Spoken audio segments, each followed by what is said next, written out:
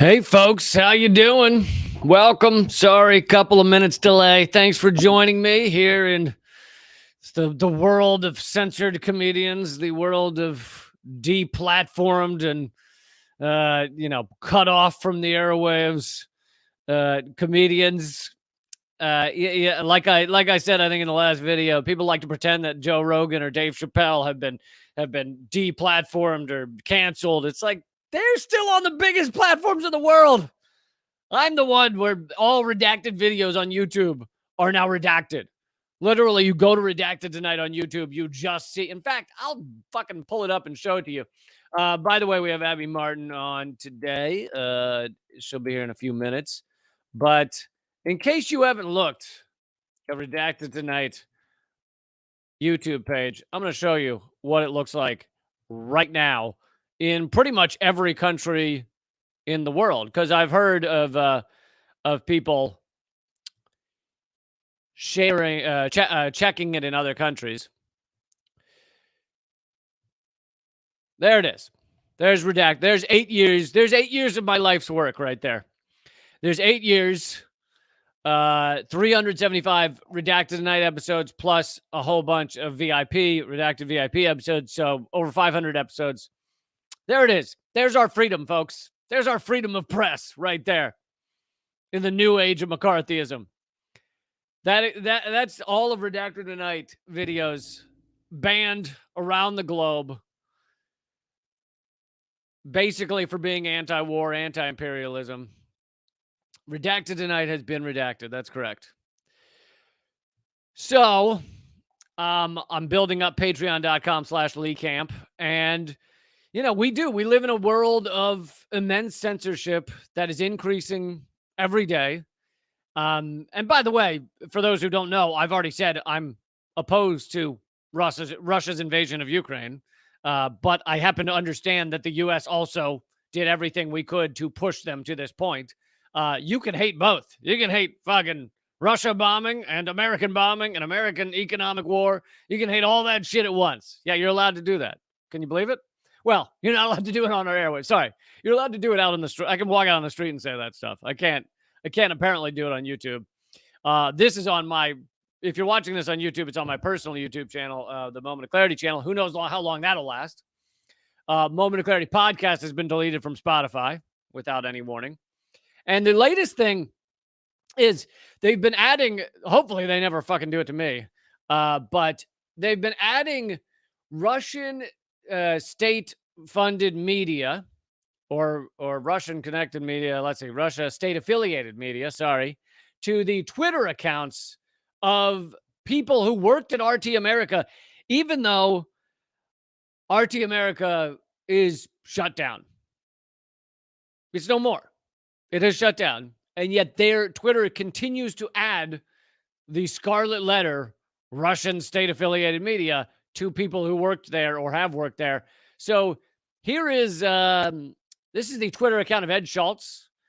He was a host on RT America. He was also a longtime host at MSNBC, an anchor. And he had a very successful show there. Most people know him from MSNBC. And American, born and bred American. And here's his account as of yesterday. I don't know how well you can see it, but right underneath his name, it says Russia state-affiliated media. Now, there's an important thing to know about this. Ed Schultz has been dead since 2018. That's right. Ed Schultz has been dead since 2018, and Twitter decided yesterday, we need to put a scarlet M for McCarthyism on his grave, essentially. That's what they've done. Because, God forbid someone go to the now dead Ed Schultz Twitter page and think that he didn't spend a couple of years working at RT America. I mean, so disgusting, so repulsive. And by the way, it's not an active Twitter account. He hasn't tweeted since 2018. Clearly his family's not continuing to run it. So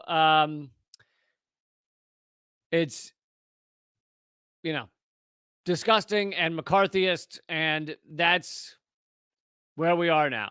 That's what we are now. America claims to be this place where we have freedom of press or freedom of speech, and here they are, deleting everything that is possibly anti-war, um, and anti-imperialist. Well, with that said, I'm going to go ahead and bring on my friend and amazing journalist, Abby Martin.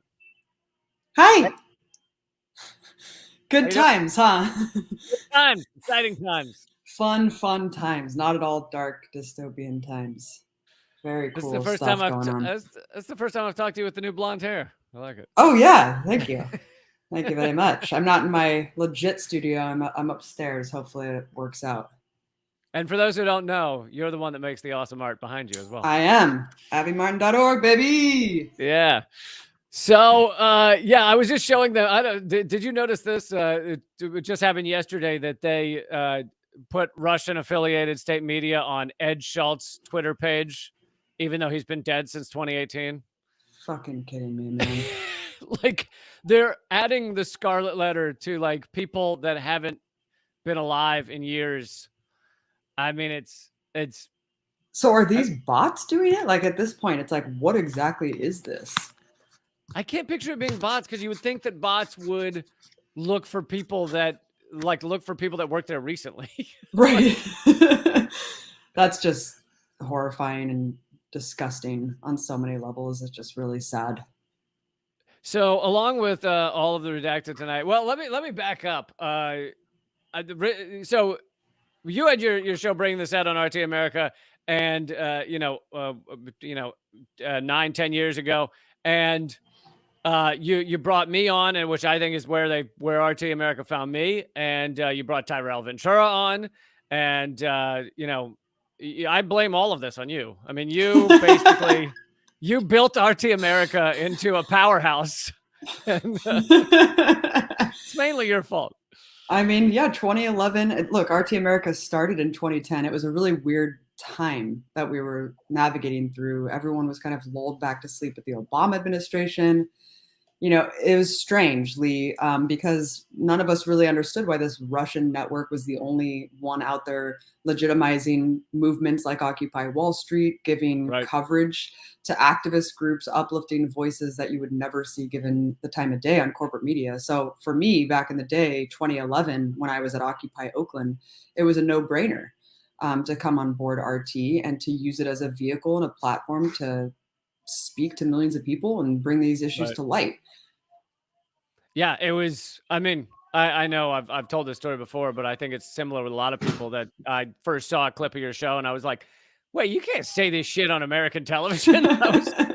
I was like floored, and sure enough, it was the only channel. Now past tense was the only channel where large scale channel where you could do that, where you could be anti-war, anti-imperialist, both anti-wars from other countries, but let's be honest, who's dropping most of the bombs? It's America, so anti-American wars, and anti-imperialist, and criticize capitalism, and none of that was really going on other channels. Oh yeah, I mean, just the fact that you can criticize capitalism like really speaks volumes, because that also is like kind of oppositional to Russia's whole existence, right? I mean, they're not communist, but the fact that they were like uplifting fringe voices from across the political spectrum, for the better or worse, really speaks to the void, the lack of real reporting in the Western corporate-owned media. The fact that we had to turn to a Russian outlet really just says it all about the lack of real reporting and just this. I mean, also coming on the heels of this deep distrust. Like we had an institution that was pathologically myth making and lying to us to justify all of these horrific crimes and atrocities that it was carrying out for decades.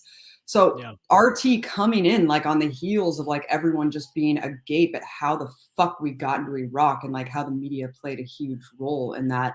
So there was all these things that came together that made RT I think, really successful and paved a really interesting path.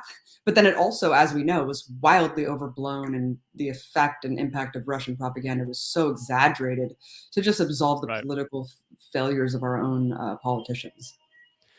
Yeah, I mean, speaking of the exaggeration, I was watching some interview where someone, was saying, well, Russia and US are both imperialist. And it's like, okay, you maybe could argue that in some way, but let's be honest, the one that basically owns the world, has global hegemony, has 900 military bases around the globe, while Russia has 18 outside of Russia. It is the United States. So let's be honest, one's little league and one's the real kind of imperialism.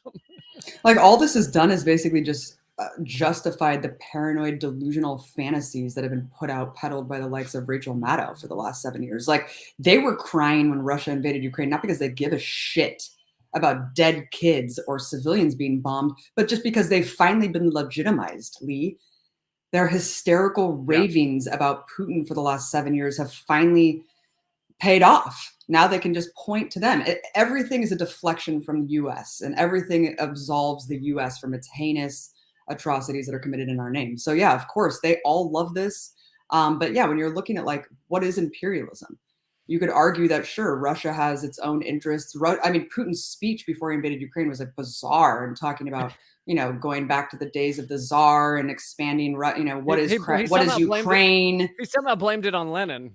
Yeah, right. Oh yeah, very anti-communist, very, very, like, crazy shit that he was saying. But, like, let's be honest about who the master imperial power is, and that's also extends to NATO. NATO is just a construction of junior collaborators with the US empire that was constructed in the wake of the Soviet Union to provide a counterweight to communism. So it really makes no sense that it even exists today. Yeah. Since you mentioned Rachel Maddow, I gotta Oh for Lord. those who didn't see it, the amazing tweet from this is from Maddow Blog, which is her main Twitter account. So this guy's response is Nazi propaganda on liberal MSNBC. Among many ways, this argument is extremely racist and anti-Semitic, is itself that it accepts the Nazis' own premise that German Jews, communists, disabled people, Roma, and others weren't real Germans. Because Maddow Blog had tweeted, one difference between Putin and Hitler is that Hitler didn't kill ethnic Germans, German-speaking people. Putin slaughters the very people he said he has come to liberate. That's straight up Nazi Hitler talking points. Like, as if the Jews in Germany were not Germans, were not speaking German. Like, so eventually she said she regretted the tweet that was put up. But it's like, you've got Rachel Maddow doing straight up Nazi propaganda that Hitler himself said. And apparently that's fine on our airwaves.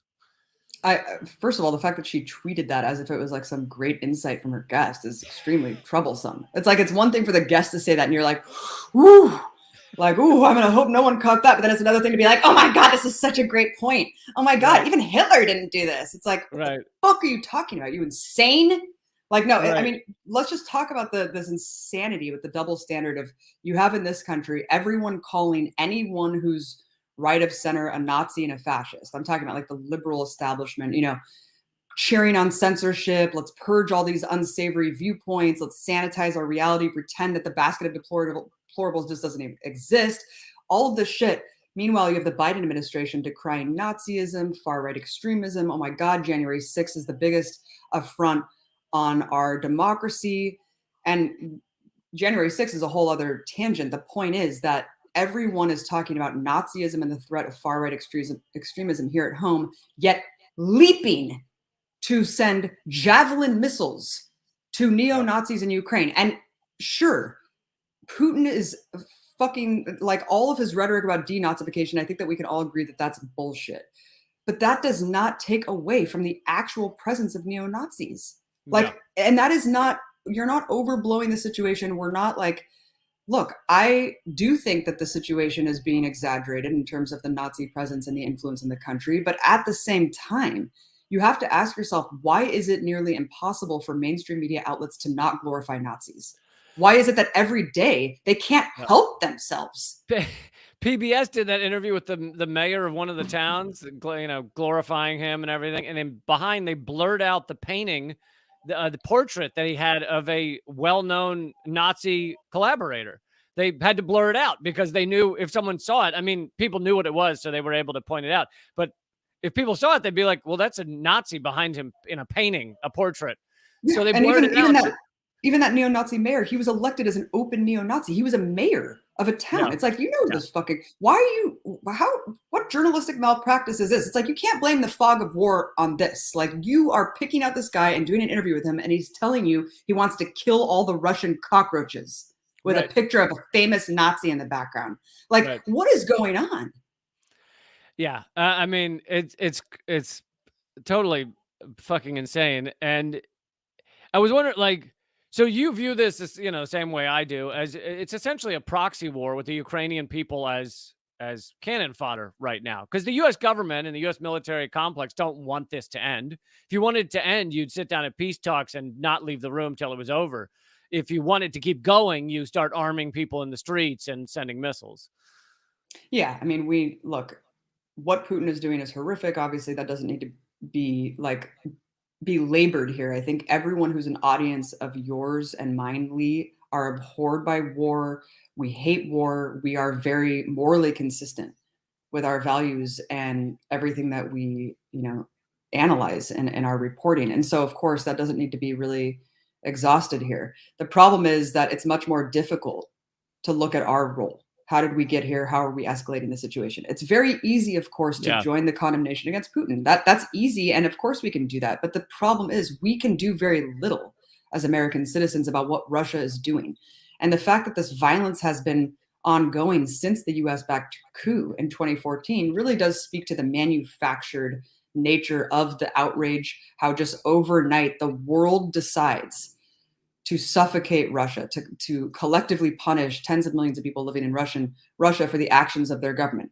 Overnight, the world decides to be collectively outraged about war and to be shocked about civilians being bombed and to also revere the notion of occupied people's right to resist. I mean, that's something that's new to me because here we are talking about Palestine and Yemenis and all these U.S. backed genocide and wars going on around the world for the past several decades that are happening right now. And so it is very shocking to see the Western media pivot, talking about fake news. It's okay if the New York Times parrots fake news, Lee, because it boosts the Ukrainian military's morale.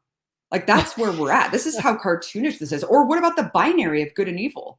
When we do things, it's okay because we spread democracy and human rights, and anything that happens as a result of those good intentions, it sucks that a million Iraqis died, but we tried to spread democracy. But Yeah. Putin is evil. Front page of the San Francisco Examiner. This is different because Putin's evil empire, Lee.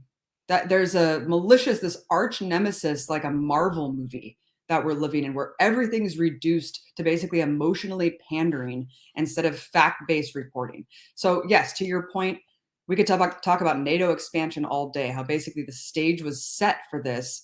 We were poking a nuclear armed bear in the eye for 20 years, and then we're shocked that something happens. We knew that this was going to happen because Russia's negotiator was talking to NATO partners back in January saying, we have two red lines. One is leave Ukraine a neutral country, when it essentially became de facto NATO sponsored anyway, because it was used as a staging ground for hostilities and advanced weaponry. And the other one was don't use Ukraine as a staging ground for advanced weaponry and hostilities. And so Right. they said if those are not respected, and they weren't, the NATO members said, no, this is totally off the table. They were like, the only tenable solution left is military action.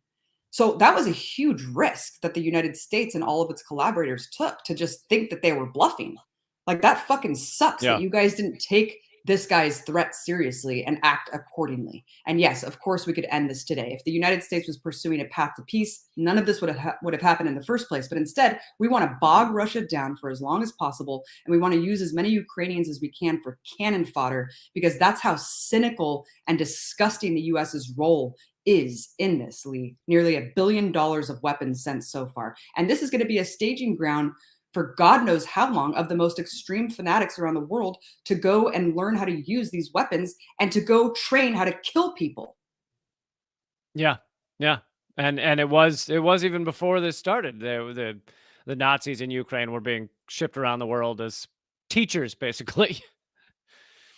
um Yeah, to go back to the censorship here, to like, where do you see it going? Do you fear that YouTube's banned redacted night stuff? They banned your old show. Do you fear it could go beyond that? Soon, where they start banning things like Empire Files, your current show, or where does it go? I mean, I think that we knew it was. This is what bothers me too. Is people are like, "Well, you knew it was coming. Like, you're not shocked." And it's like, yeah, we knew it was eventually coming, I guess, but it doesn't take away the impact of the loss.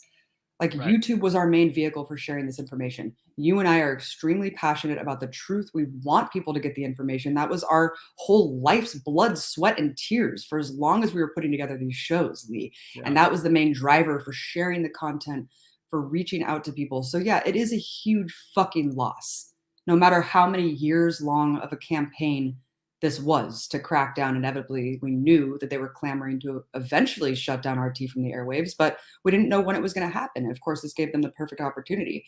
I think that we knew when Google changed their algorithm and backpaged all alt media, we knew that that was the start of something really dark. These social media platforms that we were told were egalitarian, that reflected the true nature of the internet, that we all had an equal opportunity to build our platforms and to technically compete with the corporate media and mainstream media. And over time, we realized that was they were constricting the already very severely limited parameters of debate even more.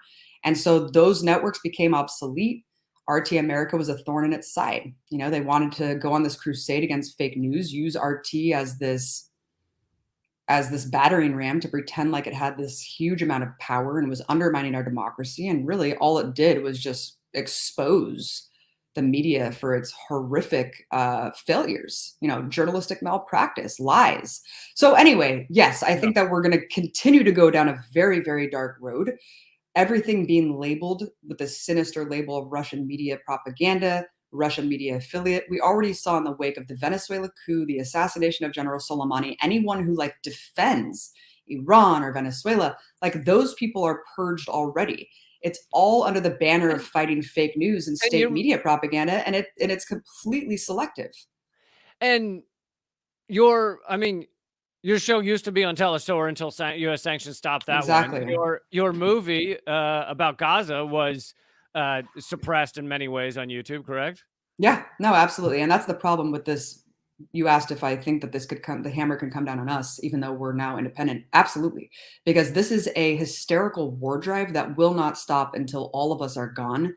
Meaning, if they can just use that loose association that, oh, you used to work as an enemy agent, then you went to Venezuela, another so called adversary. Like I'm already like under the You've got target two just scar. as You you got are. Yeah, two two scarlet star. letters. Yeah. So you too. I mean, just the fact that you were there, Yeah. and that could just be enough of a reason to just say you were associated with enemy media and you're still a propagandist. And I've had people tell me that today, that you still are doing de facto Russian propaganda just because you are talking about NATO or you're talking about US crimes. And anytime that you talk about anything that essentially was on RT, you're just somehow doing the bidding still of the Kremlin. It's a very dangerous reality that we're wading through right now, Lee. Yeah, absolutely. I view this as kind of a long term. It's a long term kind of story of the internet. Like the internet got fast and the social media platforms got good and it was in every household starting in the early 2000s. And then you see all of this stuff popping off. You see Occupy and the Arab Spring and WikiLeaks and Anonymous and even the Bernie Sanders movement wouldn't have happened without those things, and Black Lives Matter, and you keep going down the list. And the ruling elite, we're like, we gotta fucking close this back up. We gotta shut this down. And so that's been going on in various ways for kind of 4 or 5 years now. My Facebook's been shadow banned since like 2016. And so this is just one more dangerous step in the ongoing battle to censor these things. Yeah, and I mean, the problem is that all of this precipitated the overt, outright censorship. I mean, there's no tiptoeing around what this is. This is not just big tech following their terms of service. Oh, you don't like the terms of service? Get off the platform. Like, no, dude. This is big tech, Silicon Valley giants curating our reality. They have been for years, and acquiescing to the state in a preemptive fashion to cater right? To the state's narratives. That should terrify everyone. And when Yeah. you have corporations acting on behalf of the state, like what do you call that? I mean, we are in a corporate controlled state. It doesn't matter if we have state media or not. The corporate media Right. is the state media, and so big tech giants are acting accordingly to basically scrub distasteful and unsavory viewpoints to bolster up pre-existing narratives and also to fold people back into that hierarchical structure of corporate media and basically say, no, these are the trustworthy institutions, these are the fact checking that we can trust, even though it's defense contractor funded and such. And these are the outlets that are going to tell you what reality is. And it's absolutely insane when you see. I think I mentioned before that the New York Times is basically saying we can do fake news if we want, after telling us for the last 7 years that it was the biggest threat to our democracy. I mean, you really cannot make up how Alice in Wonderlandy topsy turvy this shit has become. Yeah, yeah. Well, Abby, I don't want to use up all your time. Well, You keep fine, dude. keep doing amazing work. I know you have like documentaries coming out on climate change. You got all kinds of excellent stuff you're working on. Where can everybody follow it? Check me out at Empire Files. We're working on a new film called Earth's Greatest Enemy about the US military being the largest polluter on the planet. We're in the middle of fundraising for that. Check out Gaza Fights for Freedom. You can watch it for free while it's still up on YouTube on our new channel, Empire Files. And please check out Media Roots Radio with my brother. Thank you so much, Lee, for having me on. Keep fighting. Haha. Of course. Talk soon. Bye. Later. There it was, everybody. Abby Martin, the always amazing Abby Martin. If you are unfamiliar with her work, you fucking better check it out. So if you liked this and you like what I do here with these interviews, the last one was with former UN weapons inspector Scott Ritter, then please become a member at patreon.com/Lee Camp. You get all sorts of goodies, like you'll get some of these interviews a day early, 2 days early. Some of them will be for members only. So bunch of cool stuff over there. And the lowest level is, I think, roughly $1 a week. I think it's $1.25 a week. So if you want to see this continue, please go over to patreon.com/Lee Camp. And yeah, that's it for now. Keep fighting.